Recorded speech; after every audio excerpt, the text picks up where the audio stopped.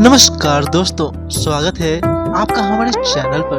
भगवान शिव और श्री कृष्ण दोनों भगवानों को एक दूसरे का भक्त कहा जाता है। पौराणिक कहानियों के अनुसार भगवान शिव और श्री कृष्ण एक दूसरे के आराध्य ही नहीं माने जाते, बल्कि यह भी माना जाता है कि ये दोनों ही देवता एक दूसरे के हृदय में वास करते हैं। लेकिन महाभारत और कई पौराणिक कहानियों में भगवान शिव और श्री कृष्ण के युद्ध का उल्लेख भी मिलता है। इस पुरानी कहानी के अनुसार एक बार भगवान शिव और श्री कृष्ण के बीच युद्ध छिड़ गया था। आइए जानते हैं भगवान शिव और श्री कृष्ण के बीच की युद्ध की कहानी। बानासुर महादेव का भक्त था। बानासुर ने कई वर्षों तक तपस्या करके भगवान शिव को प्रसन्न किया था। बानासुर से प्रसन्न होकर भगवान शिव ने बानासुर की रक्षा करने का वचन दिया। समय बीता और बानासुर के घर में एक कन्या ने जन्म लिया। आगे चलकर एक कन्या भगवान श्री कृष्ण के पोते अनिरुद्ध को चाहने लगी।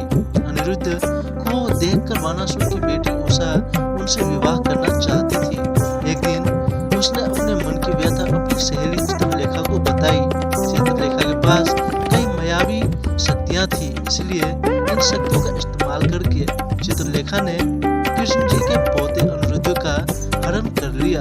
बानासुर के महल में पहुंचकर अनिरुद्ध को चित्रलेखा से सारी बातें पता चली।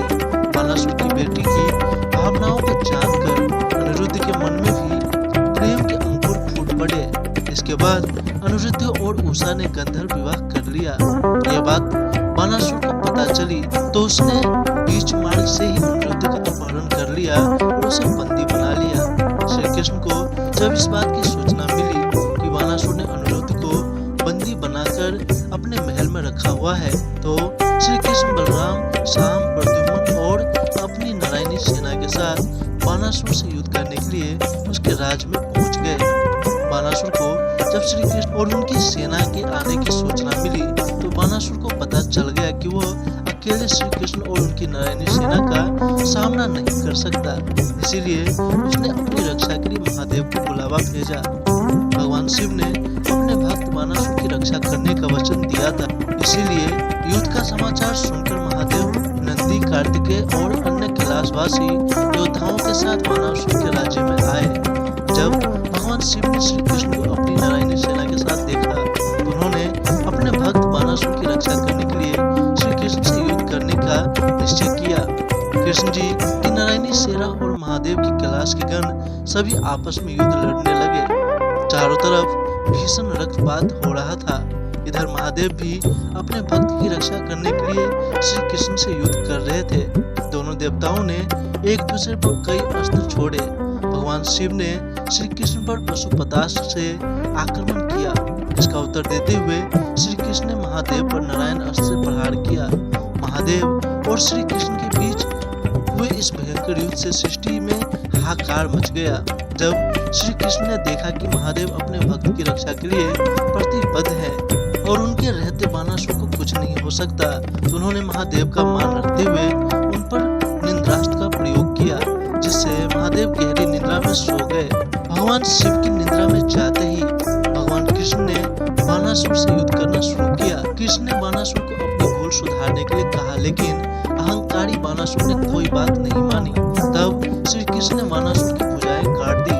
जब बानासुर की 4 भुजाएं शेष रह गई तो महादेव निद्रा से जागे और श्री कृष्ण जी से फिर से युद्ध करने लगे। इस भयंकर युद्ध का कोई निष्कर्ष नहीं निकल पा रहा था। इस भयंकर दृश्य को देखकर सभी देवता ब्रह्मा जी के पास पहुंचे। ब्रह्मा जी ने माता दुर्गा का आवाहन करके उन्हें भगवान शिव और श्री कृष्ण के युद्ध पर विराम लगाने की प्रार्थना की। देवी दुर्गा जब रणभूमि पहुंची तो महादेव और श्री कृष्ण सहित सभी योद्धाओं ने देवी दुर्गा को नमन किया। तब देवी दुर्गा ने भगवान शिव और श्री कृष्ण से युद्ध की समाप्ति का निवेदन किया। देवी दुर्गा ने श्री कृष्ण जी से विनय पूर्वक कहा, हे माधव, बानासुर आपके भक्त प्रहलाद का वंशज है और अपने प्रहलाद को वरदान दिया था कि उनके वंश का कोई भी मनुष्य आपके हाथों नहीं मारा जाएगा। देवी दुर्गा की बात सुन श्री कृष्ण ने मुस्कुराकर बानासुर को देखा। देवी दुर्गा की बात सुनकर बानासुर को अपनी भूल का पश्चाताप हुआ और उसने महादेव और श्री कृष्ण को इस परिस्थिति में डालने के लिए क्षमा मांगी। इसके बाद युद्ध की समाप्ति हुई। दोस्तों, क्या आपको इस कथा के बारे में पता था और आप इसके बारे में क्या सोचते हैं, हमें कमेंट में जरूर बताएं। इस वीडियो को लाइक करें, अपने दोस्तों के साथ शेयर करें और ऐसी मजेदार वीडियो देखने के लिए इस चैनल को सब्सक्राइब करें। मैं मिलता हूं आपके साथ अगली वीडियो में ऐसे मजेदार अगले फैक्ट के साथ। तब तक के लिए धन्यवाद।